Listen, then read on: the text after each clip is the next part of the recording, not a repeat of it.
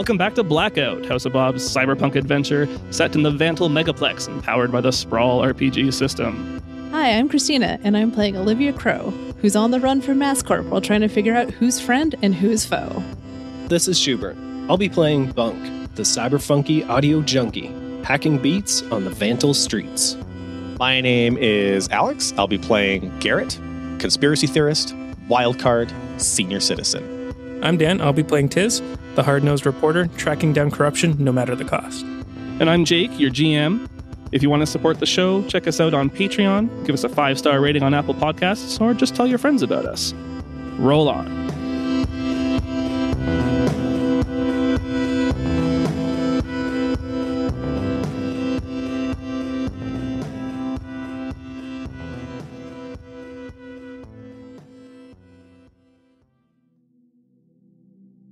Last session, you were dealing with the immediate aftermath of the encounter with Bailey at Henry Jericho's apartment. You got Garrett some badly needed medical attention and dug into the volumes of data in Henry's hard drive and the Sentry drone. We left off with you having just arrived at the Multi-Faith Chapel at the start of a PAA sermon, led by person of interest Dimitri Genova. However, first I wanted to jump back just a little bit to the drive over. The four of you have a long trip back to town from Melissa's ranch, and have learned and gone through a lot so far this mission. As you try to parse all the information, I just wanted to check in. How are you feeling about the mission? What have you learned? What are you thinking? What's going on in those little heads of yours? On the drive over, Garrett is just nursing his wounds and making a bunch of sore old man noises and out loud, doing the usual song and dance of is it, worth it for all this trouble to do this thing? Because he's gotten beaten up pretty bad. But secretly, he's really happy to be back with the crew. Aw. And getting into trouble again. He's just feeling really good. So. And what have you learned? Maybe to be nicer to the crew and tell them that he appreciates them more often. Wow. That's not what I meant, but that's nice. No, that's what he's learned. I'll take it. That could be more of a... Yeah, that can be more of a group question, I guess. I think what Cristina is talking about, but No, I like that. No, I appreciate the look into your guys' disposition as well. Yeah. You're going to say one nice thing a day.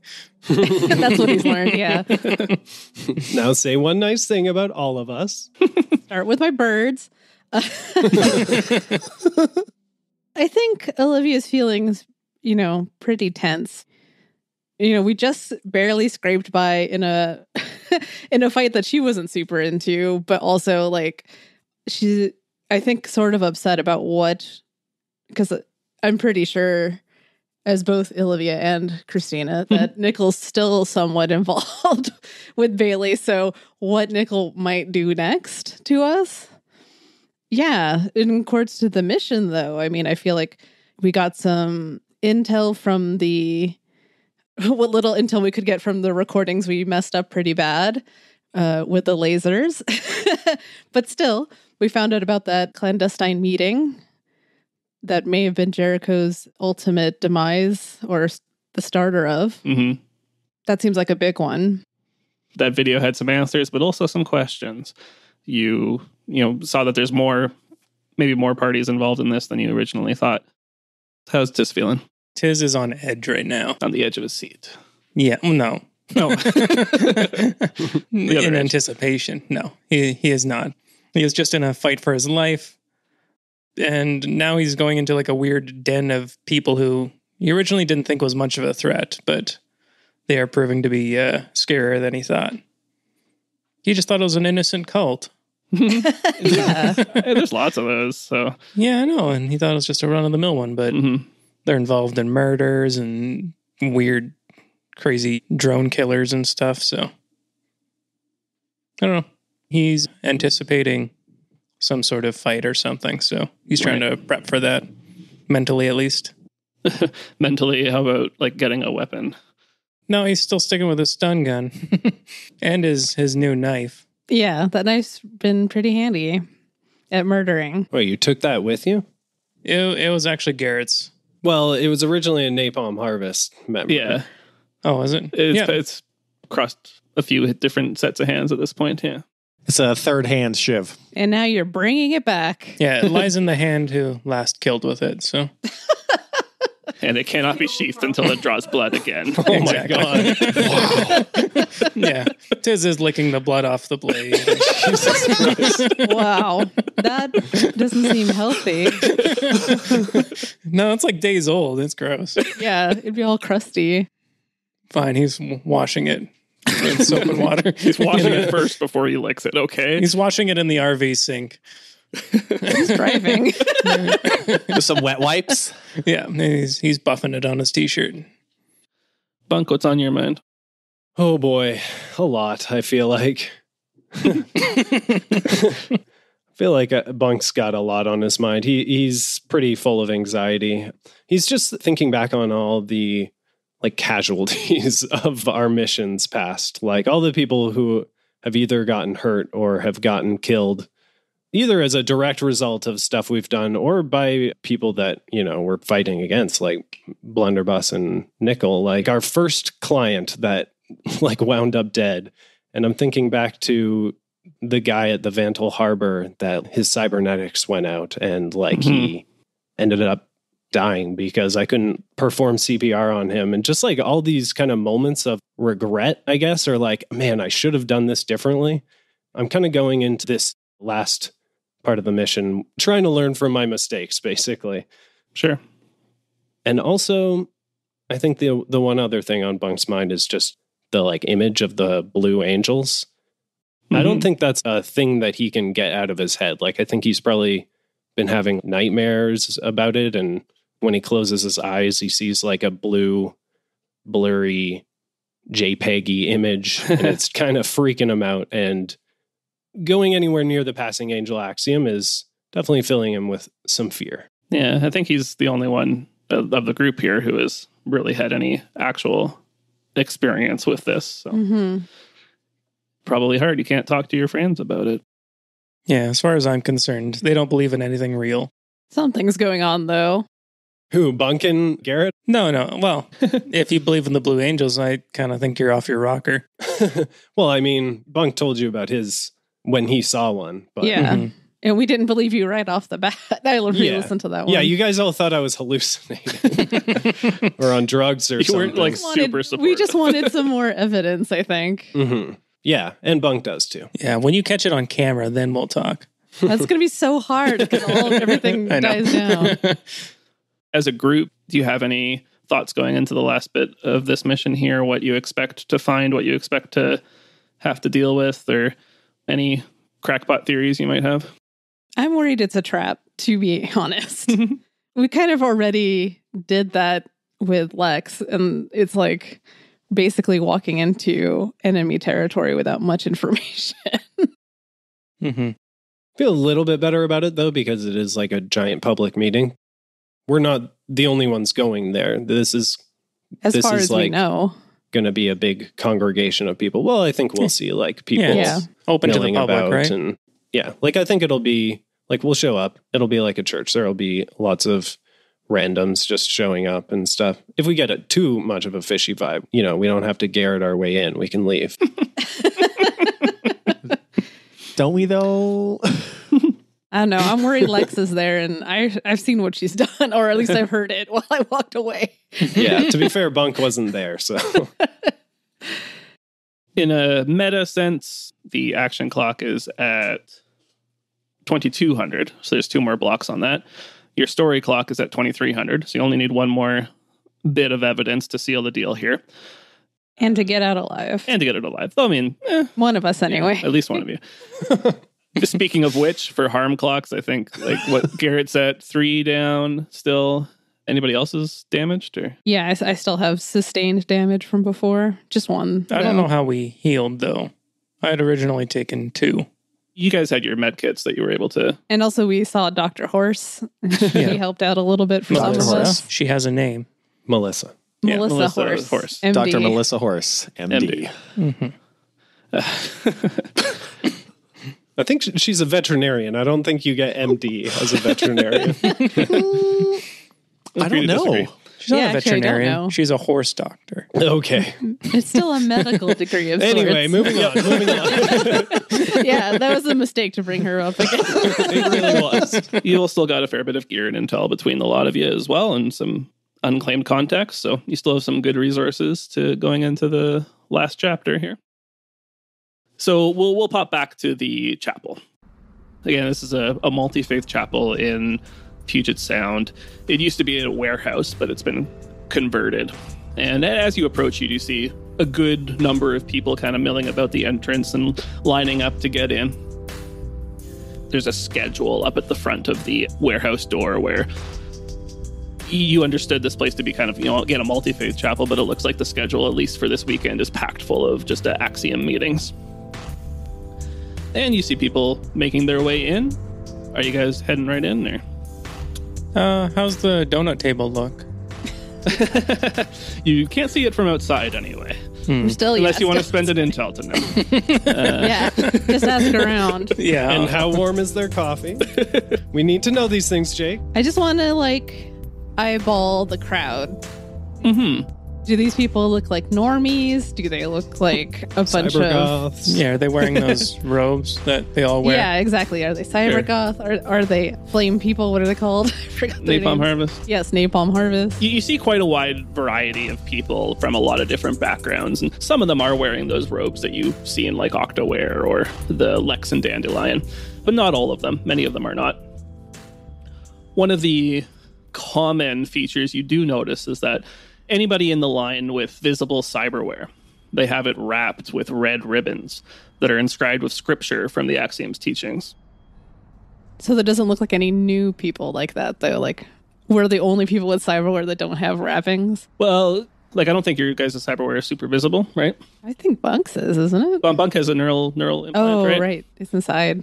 Yeah, so Bunk probably has a jack on the back or something, but your jack would be covered by the collar of your shirt easily enough, or your mask, right? Well, I'm always wearing like a big beanie and a hood and stuff anyway. But Exactly. You always pop your collar.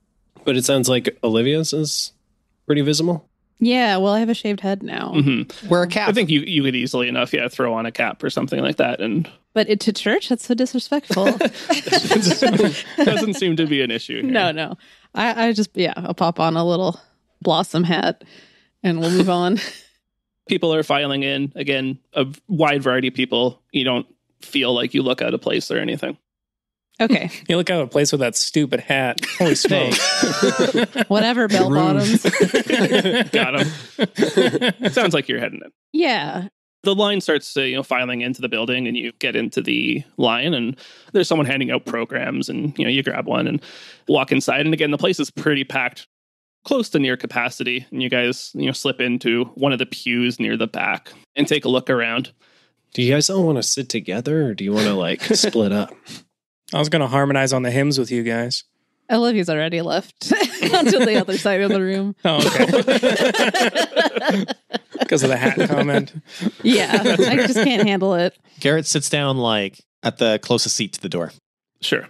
And yeah, Olivia, I'm not actually separating specifically, but I want to be in the very far pew, maybe on the right side, just so I can kind of see everybody. Aisle seat. Window seat, really. Sure. That's fine. The chapel itself, it has a very tall ceiling from its former warehouse function. Big windows, these wooden pews lined up towards a kind of raised lectern and pulpit at the front. The most notable feature right now is that on the very far wall, it's covered by a large mural that's painted in kind of a faux stained glass style. And it's a mural of a blue angelic being. And the being wields a sword of bright red that leaves impenetrable darkness in its wake. That's scary. Mm-hmm. Yeah. Does it look like that? I whisper to Bunk. You're on the other side. I type it, text message it to him. The one I saw didn't have a sword, but yeah. Again, the place is pretty packed. You look at the program that they handed out, and the very front is a picture of Dimitri's face. You get the sense that this is a bigger event than normal for this particular chapel, that people have come to see Dimitri as a preacher of some renown in the church. What's he look like? Late middle age, looks like Mediterranean descent. A lot of visible liver spots on his face and neck, and he has short graying hair. I'm getting bad vibes from him. Why? Just the visual image I drew up in my head. It's not good. He seems to have like a welcoming smile and demeanor about him, at least in the picture here. But he does look, I guess I was going to say, just like a serious person in a sense, but it sounds like there's a lot to him. He has a kind of heavy aura, but it is at least presented in a friendly, welcoming manner in this case. After a while, Dimitri emerges at the front to eager applause and steps up to the pulpit. Welcome all. I'm very happy to see you all here. His face scans the crowd, seeming to look at each person in the crowd individually, including glancing briefly at each of you. I kind of pull the hood over my head more and kind of hide my face a little bit. Then he lingers just a half second longer on you if you of make course. an action like that. Barbara Streisand effect. I see some familiar faces out in the crowd, some new ones too. You've chosen an excellent day to join us. Uh-oh. The sermon continues. He's telling some different stories, and the main story today seems to be a story about Alma's Hoist, which is a space elevator that you all know the name of, but it was destroyed a long time ago. It was built in South America, but destroyed in a terrorist attack. It caused pretty significant, irrevocable damage to South America and its economy and the people that lived there, and it was a really significant moment in the history of this world. In particular, the failure of the hoist was a big part of Vantal's success, because after the hoist was destroyed, corps and governments poured a lot of money and resources into the then only partially complete Vantal railgun, so that people could get back into space ASAP. The corps had interests on the moon and the asteroid belts and things like that they were stranded when the hoist was destroyed. Dimitri's account of this story suggests that it was divine punishment for neglecting the world that they were already given, for humanity having the hubris to attempt to lay claim to other worlds while we couldn't even care for our own here on Earth. We welcome the angels' wrath when we reject their gifts, modifying our bodies and forgetting our creators. We reject their wisdom as we seek to know that which we should not know. And we reject the safety and bounty they've given us as we destroy our planet and set sights on worlds beyond, abandoning the world that they gave us. These transgressions will not go unpunished, as the Blackouts will strip us of our sins, leaving only the pure. As I've mentioned previously, the Blackouts are a lot more commonplace in this area compared to downtown Vantal. And as he speaks, a small ripple in the lights seem to accentuate his words, as the fire and brimstone of his sermon intensifies. Today, we are fortunate to be joined by two who will be undergoing the rite of returning, bearing their sins and cleansing themselves. He motions off stage, and two individuals walk on to join him. You see a boy with a cybernetic leg, again wrapped in those red ribbons, and a young adult woman who appears to have a cybernetic eye. He shakes both of their hands and shares a few quiet words with them. Society tells them they are broken, in need of fixing, but we understand they are perfect as they are, created through divine design. And today we return them to that pure, unaltered state. The crowd claps again, and Octa Quinley actually steps up on stage, leading the two off of the stage and into a back room. Dimitri turns back to the crowd and continues his sermon with another story, this time about genetically modified crops. You take a look at the program and see it's similar stories like this throughout the rest of the sermon, and you get the idea that that's all that the DM has written so far. And so we wait patiently. I was really hoping for something a little more uplifting. Man, this guy's a real bummer. I guess I didn't realize he didn't have any cybernetics that we could see anyways. So he's got virginal body parts, I guess you could say. That you can see anyway, yep. Yeah. I'm going to get up to go to the bathroom. Okay. We'll wait until you get back. No, not in real life. In the game. That's not probably an uncommon thing people do. Yeah. Oh, no, for sure. You're in for a long night. Yeah. If you're just sitting through the whole thing, so. Yeah, where's the donut table? I think they take it down when the sermon starts. You're too late. You step up and you're already in the aisle, so you don't have to step over anybody or anything. Exactly. You spot the washroom on the far wall there. I don't know if that's where you're actually heading or not. No, I would like to spot other openings in the wall. Sure. So you spot a few things. There's obviously the front entrance that you guys came in. On the very back wall behind the pulpit is where the door that Octa led the two individuals out of is. There's the washroom doors on the far left. In kind of the back right corner, there's basically just like a curtain that would lead to backstage. And then there's also, you see actually some stairs that lead up to a small like kind of catwalk booth. In its former function as a warehouse, that's probably, where the foreman would be, the foreman's office, right? Mm-hmm. If you had to guess, now it maybe the tech room or something like that. Does it look empty from where I can see? Or? No, you can see the glow of a computer or something inside there. Okay, so to keep my story up, I am going to go quickly to the restroom, but I'm going to try to see if there's a window to let in the old birdie bird. Oh, sure.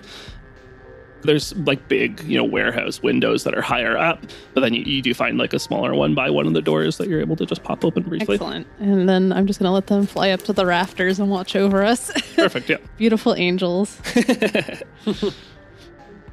Is there a Bible in the pew in front of me? Don't think there is a book of Axiom or anything like that, so to speak. There is other books there, because, again, officially this is a multi-faith chapel, so you do find some other books and information there. Okay. And this is kind of in the middle of his sermon? Yeah, exactly. Okay. I'm just going to look around then, see if I see anyone of interest. Maybe anyone I've recognized in videos or whatever. Yeah. I could roll to see who's here, and sure, whether you want them to be here or not. I rolled middle of the road for people that you might recognize here. All right. Dandelion's in the front row, just swaying to the music. There's no music. Yeah. But still. The music of his soul. Yeah. Mm-hmm. Okay, so yeah, you do spot Dandelion up near the front. And, he's far enough in front and focused enough on the sermon that you don't think he would spot you unless you, try to get past him or something like that. Okay, well, Olivia would like to try to get up on that rafter where the technicians are. Wouldn't be an easy task just because of the positioning of where it is. It never is. No, it is kind of near the stage, right? And it's like a metal set of stairs, like a warehouse style that lead up to this box. Not to say it's impossible if you do I feel like clever, there's got to be some sort of like emergency exit ladders though and stuff like that. That can't be the only way in and out. Maybe one of you wants to spend an intel to know some of the other entrances and exits. I only have one, so but I can use it.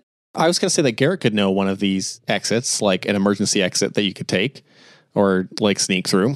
Sure. You're always about the emergency exit.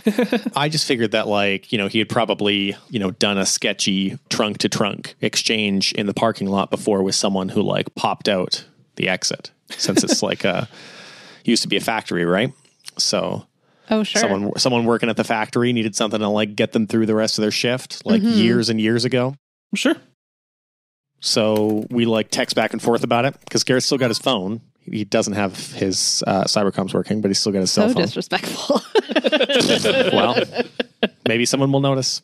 That's why you guys are sitting in the back, yeah. Mm-hmm. Like the bad kids. Yeah. We are the bad kids. In their eyes, probably. Okay, well, so sure, we'll have Garrett spend an intel. And that there is a kind of employee access and maintenance area up in the rafters, and there is an outside entrance to it. Perfect. That would be a little less suspicious anyway. Yeah. I'm going to go for a cyber smoke. And that's not vaping. It's different. Just Olivia or anybody else? I send a message saying that's what I'm doing anyway. What's your plan? What are you doing up there? I'm going to scope it out. Well, one, I want a bird's eye view, literal bird's eye view, and a figurative bird's eye view. And also, I want to get their technical controls under control. Wouldn't there be someone up there right now, though? Yes. What are you going to do to them? That's why I could use a murderer with me. No. All right. You realize every time we've ever gone into like a technician's booth or something to try to fiddle with their controls, it's gone pretty great every time. Well, there's got to be a time where it works out. Or a time where we stop. Statistically speaking, it's possible, and it should sway our way at some point. I don't know. It seems risky to do during the sermon. Like, Yeah, it just seems, I guess I don't see what we're getting out of it. Okay, well, I'm going to go then by myself. They're just going to sit around. Yep. Okay, I think we'll get just a one act under pressure roll from you. You're using the intel, so you get +1 on it, plus whatever your normal roll is. I got an 11 plus the 2. No problem then. You're good at looking inconspicuous, so you pop out and take a drag from the cigarette and then make your way around the corner to the back entrance there. You climb on up and you open up the hatch, and from here you can see there's the small catwalk that goes along the outskirts of the warehouse, and you can look down and see the pews and Dimitri at the pulpit. And this catwalk leads off, to the other side of the warehouse, but more closely towards the technician's booth. Excellent.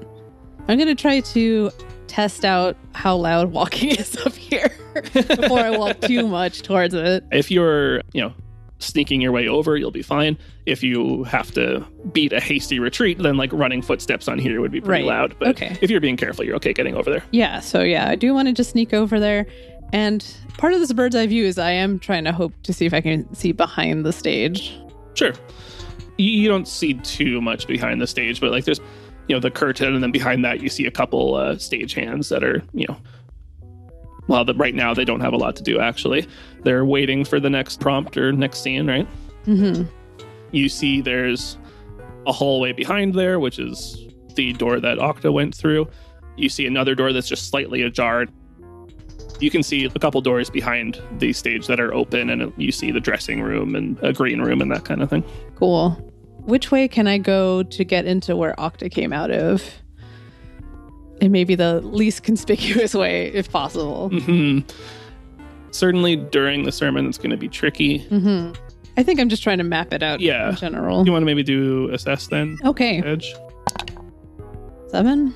So you gain 1 hold for 1 question, which sounds like it's probably what is my best way in, way out, way past? Yes.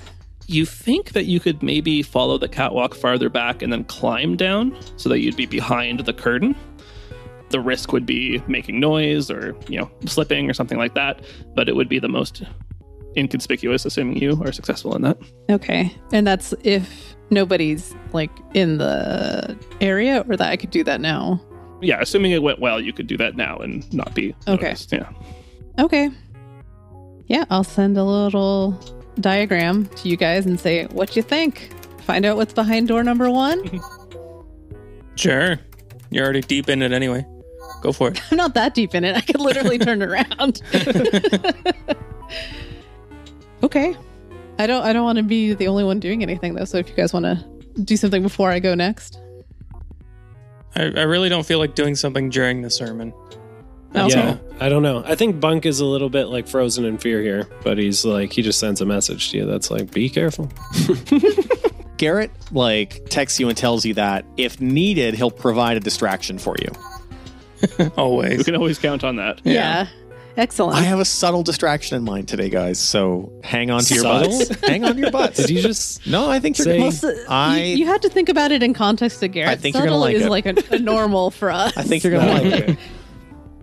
Yeah. I just didn't know you knew that word, but it's interesting. It's a new one. Hey, everyone, there's an angel outside. Yeah.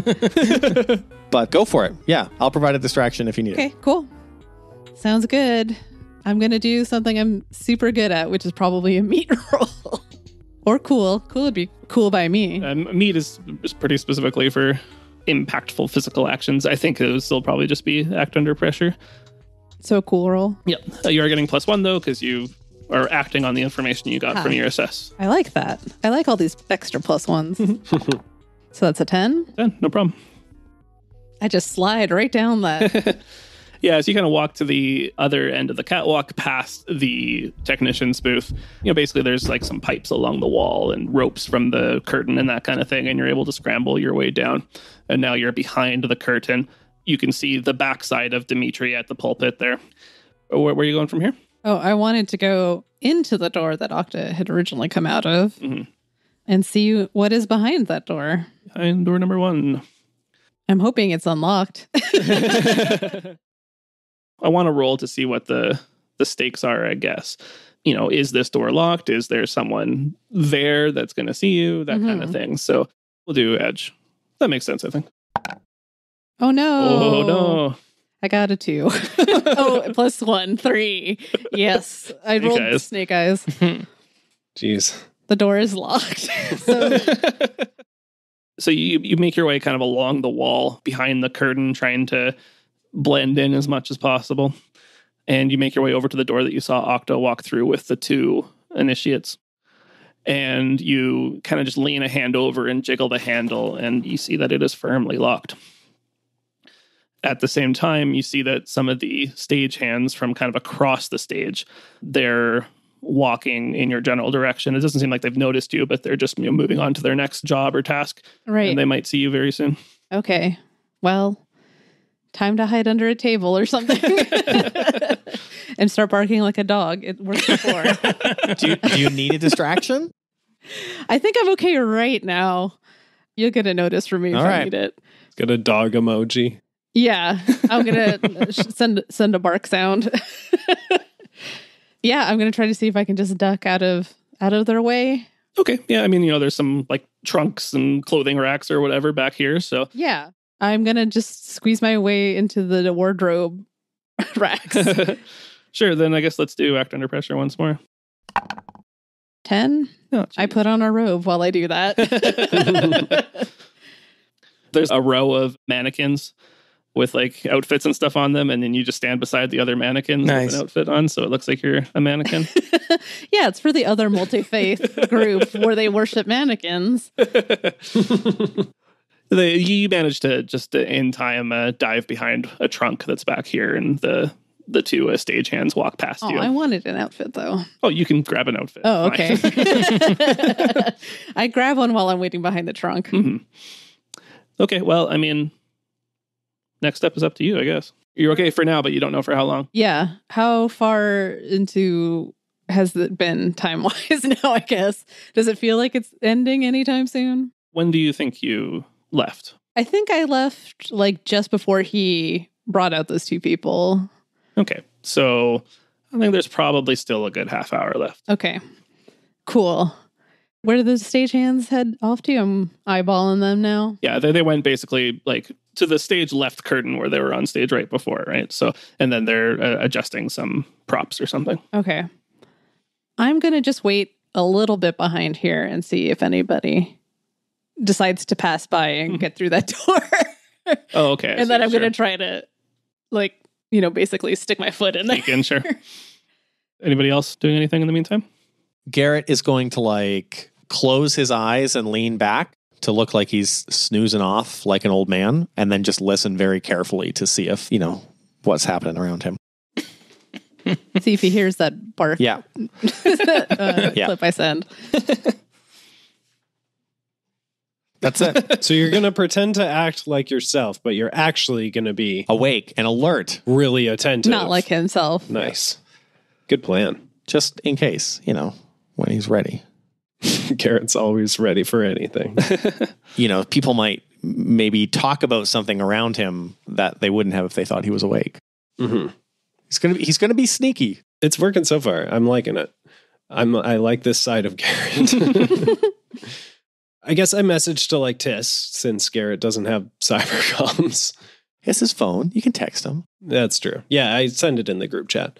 I guess I'm just messaging like mostly to Tiss to be like, what's the next part of this story? Like, what do we need here? I would like some sort of connection between the people we know as the killers and Octa Quinley or something like that. Mm-hmm. Like, yeah. Like in a contract or something. Right. We know these people are associated with it. We just need to make that connection now. And the fact that Dandelion is here, I've already like snapped a photo of that on my glasses. Mm-hmm. We could follow Dandelion afterwards. Mm-hmm. Either that or some sort of paper trail that shows that these 4 people are associated. Mm-hmm. Yeah, I guess I keep hoping something's going to fall in our lap, but I think we Olivia's just kind of have to wait it out. Doing stuff. Yeah. This is my turn to do things. Yeah. Because I didn't really do anything the last time. All right. No, I'm cool with that. Bunk's just chilling. He's like cringing pretty hard listening to this sermon about like how the angels are sent because of like divine retribution. He's just like, You should try to get some Come on. audio clips, though. So you can rip them a new one on your next single. Yeah. Oh, Let's get some samples. Good idea. Yeah, I'm definitely recording so I can kind of poke fun at them later. Okay. We'll pop back to Olivia for now then. I have successfully waited. Nice. Well, for you guys anyway. Right. Yeah, I think you said before, just another like assess or edge to kind of try to get the right timing. A 5 total. Well. I cannot get through this fucking door. A single locked door, the ultimate obstacle. It's the BBEG. Mm-hmm. There's a moment where you think you have an opening. You see somebody will walk back to the door and you're too far behind the trunk to see what they do, but they punch in a code and pull the door handle open. You emerge from your hiding spot and start trying to sneak over. You more or less walk into Dandelion, who is back here and heading towards the door as well. Oh, I feel like I can talk my way past this guy. Now, you and Dandelion, I don't think I've ever met. No, that's true. But I mean, you've seen pictures of him on the security footage and know about. I've heard about him. Yeah, and you know about their encounters with Bunk and Garrett. You know that he's somehow involved with the Axiom. Obviously, you know that he was kind of arranging some meetings or something like that. You don't know exactly what his whole deal is, but he stands in your way and doesn't seem to recognize who you are and asks, Hey, what you doing back here? Oh, hey, man. So I heard you're the guy to talk to for, what was it? I think you do something about groups, right? I do volunteer work, and I assemble some groups to go do that. Oh, perfect. Yes. Then you are the guy. So I was talking to Okta, and she was saying that we need to schedule a meeting post haste for a week from now. But Wait. I need to get some deets on the places we're doing it. Sorry, I'm pretty much just going to try to confuse him. Yeah, who are you? Yes, I guess who am I? What a question. I don't say that part. who are any of us really? Dandelion will go down that road if you really push it. Oh, well, I'm a new initiate. My name is Tina, and she, you know Okta, she's all about getting things going, about these angels. And she said, let's talk about it. Let's talk. And I just kind of pushed my way a little bit past him into the room. I mean, yeah, we can talk about it, but It sounded like she was trying to force her way past you. Yeah. Okay. Not like super aggressive, but kind of like as I'm talking to him, I'm like wiggling through. Right. We'll get a meat roll from Olivia. Dandelion, what would your response be? Dandelion's kind of a big old pushover and just wants to make sure everyone's not uncomfortable, including himself. That's good because I rolled a 12. Whoa. So like the wall is greased. I slide right past you. You hold the door open for her. Hey, I ain't security. Come on. But the only problem is I don't think that shakes him off of me specifically. No, you said you wanted to talk about it. Yeah, exactly.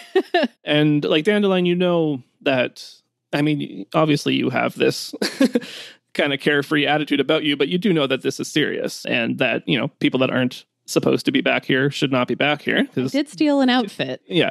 So you should be suspicious and maybe, you know, considering calling Okta or something like that. But yeah, I mean, what you're doing so far is fine. She's busy. So what's in this room that we're in now? So you enter into, immediately it's just a hallway, but it leads off into, there's a couple offices and, you know, like an employee break room and that kind of thing. And you know that Okta would be downstairs right now when there's the stairs at the very end of the hall. You know that also that she would be in the middle of something important right now, specifically the returning, and that she wouldn't really want to be bothered. Okay. So why don't we just head on over to the break room? We can just pull up a chair there and talk there. That sounds good. I do want to ask, I never had an interaction with him specifically, but do I know his name? Dandelion's name? Yeah, you guys figured out their names. Okay, from before. Yeah. Cool. I'm going to grab your hands, both of them, look you directly in the eyes and go, Dandy, can I call you Dandy? You can tell me anything you like. I just think... But Dandelion. Oh, sorry. Excuse me. I drop your hands. No, I'm still holding onto your hands, and I'm just saying, I just really think that this is important that you and I talk about this really complicated matter alone. Well, yeah, no one should be in the break room. I don't have an office here, so that ain't going to happen. I just don't think it's safe in there. Let me just put it that way. I don't see how organizing volunteer groups is complicated or secretive. I suppose that's what he still thinks what I'm saying right now is that. Like, I got really serious with you. I know, but you didn't tell me what else you wanted to talk about. I know, but I'm hoping he's open to some serious chat. I don't know if he is. I just don't know where that would happen. I mean, yeah, like you can pop into a janitor's closet or something like that, or into one of the offices that you know doesn't get much use. If Dandelion would be open to this, you can find a spot. That's not right. Okay. Like, I just think the break room is a little too, like, anybody could walk in there. Right. A luxurious custodian's office. Excellent. I know a place, and it's just like a storage room, just full of like extra chairs and stuff for like meetings and stuff. There you go. Yeah. Perfect. So we're going to go in there, and I'm going to basically tell him the truth right now and say, look, we were hired to find out who murdered Henry Jericho. And by say we, I mean there's a big group of us, a huge number of us. So many. So if I go missing, they'll know about it. And you guys want to volunteer? Wow. No, what it is I know you were there, Dandelion. I've seen the video. I don't know what you're talking about. I've seen the video, and you were there on the day of the murder. That wasn't me. Who are you? Is Dandelion raising their voice, or do they actually, like, it sounds like they're yelling in a whisper? Yeah. Kind of. That's a good question. Probably not trying not to catch attention. Yeah, no, he's definitely not yelling. Yeah. I'm hoping that this place that he picked Sure. actually is pretty secluded enough that Yeah. it That's does fine. end up Yeah. happening that way. I'm going to try to get him, I don't know if confess is the right word because I know the truth and I have already the evidence, but get him to switch sides is really what it comes down to. Flip them. Right. So, Dan, when it comes to, like, PC versus PC, I would, have you guys just roleplay it. Technically, Dandelion is an NPC, so you can do it either way. You can just roleplay what you think his response to this would be, or we can have Olivia roll. Either way. Well, I'm going to lay it all out for you.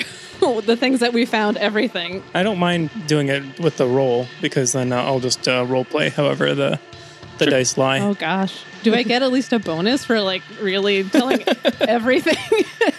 Do you want to spend an intel? I'd give you a bonus for an intel, Yes, for sure. I will use an intel because that totally makes sense in this situation. Exactly, yeah. So you know a little too much information for Dandelion's comfort. Yeah. This is a mind roll? It's a style roll, fast talk. So things you do know is the other names of the participants. Yeah. So And I do have the video. that too. A grainy video, but you're on it. That doesn't look like me. That could be anybody. Yeah, sure. So yeah, it'll be a style roll. You're getting whatever your style is, +1 from spending an intel. I got a 6 + 1, so that's a 7 there. So on a 7, NPCs do it, but someone will find out. The MC will advance the appropriate countdown clock. That actually seems very appropriate. Yeah, I agree. So the bad news there is the appropriate countdown clock is the action clock, and that brings it up to 2,300. Oh. So Dan, I'll let you take it away from there. Okay, so the roll dictated that it was a success, but someone else finds out? Yeah, so you'll go along with it, but whether you report into someone or you ask for help from someone or something like that, that's up to you. Yeah. Well, I'm hoping it's more like they might notice he's missing because we got to go. Or something like that, too. Yeah. Yep. We got to go right now because these people are murderers. And I think you know that, Dandelion. Okay, Okay. I didn't have anything to do with it. It was just a delivery. I swear. We delivered a package and a man wound up dead. I didn't pull a trigger. I didn't take out a knife. Man wound up dead and you didn't report it. I mean, would you? There's blood on your hands. Well, when it's something this big, and I motion to the whole backside of this janitorial closet. Yeah. I think we gotta blow this shit up. If I'm gonna do anything, literally, I want immunity. Okay. I'm not going down for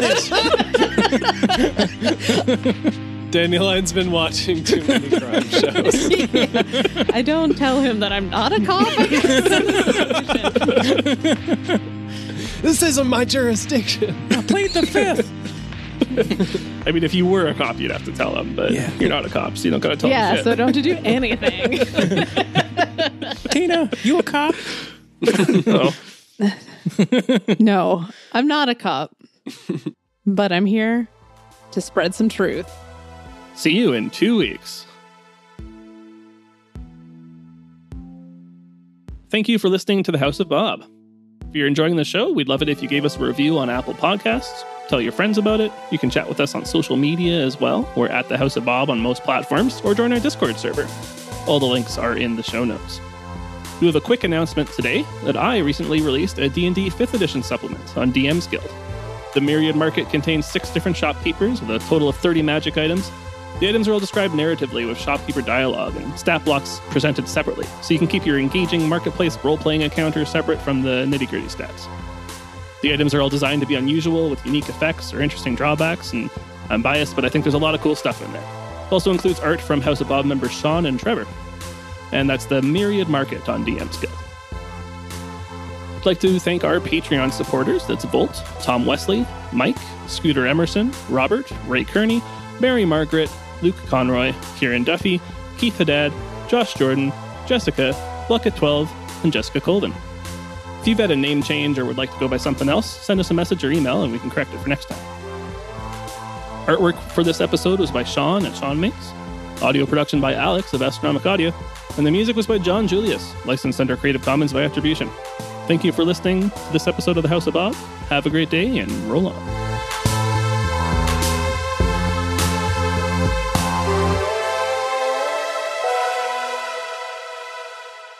Oof. Oh.